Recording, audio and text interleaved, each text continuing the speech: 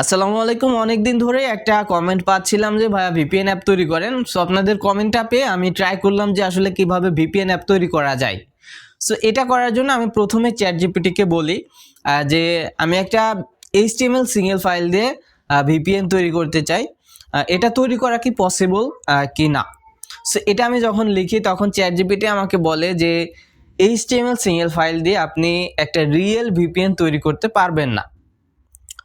So আপনি চাইলে যেটা করতে পারবেন সেটা হচ্ছে এই এইচটিএমএল সিঙ্গেল ফাইল দিয়ে সিমুলেটর ভিপিএন তৈরি করতে পারবেন, ডেমো ভিপিএন তৈরি করতে পারবেন, যেটা হচ্ছে আপনার কোনো কাজে আসবে না। কারণ আপনি যদি রিয়েল ভিপিএন তৈরি করতে চান তাহলে আপনাকে টাকা খরচ করতে হবে এবং আপনি হুপ ওয়েব দিয়ে সিঙ্গেল ফাইলে তৈরি করতে পারবেন না। এর জন্য আপনাকে অ্যাডভান্স লেভেলে যেতে হবে।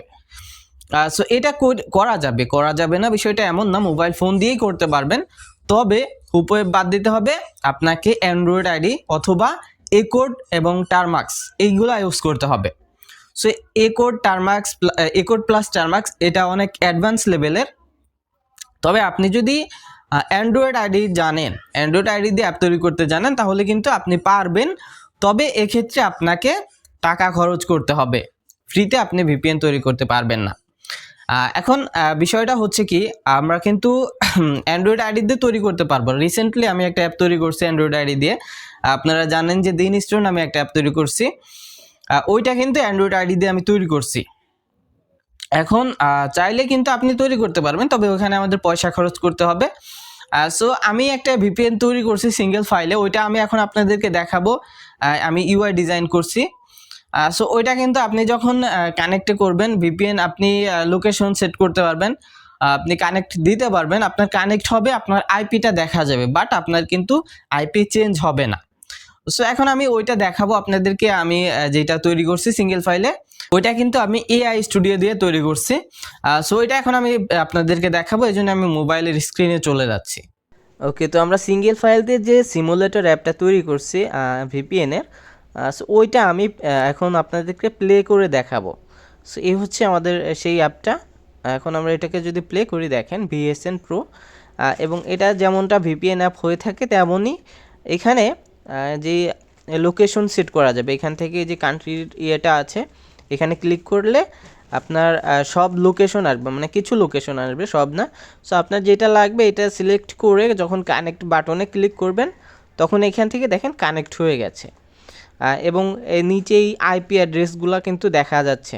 ঠিক আছে, এগুলা কিন্তু দেখা যাচ্ছে। এবং এটা হচ্ছে, আমি যদি এখান থেকে ইন্টারনেট কানেকশনটা অফ করি, এখানে দেখেন কি বলা আছে, নেটওয়ার্ক লস্ট, মানে একটা অ্যালার্ট পপ আপ আসতেছে এখানে।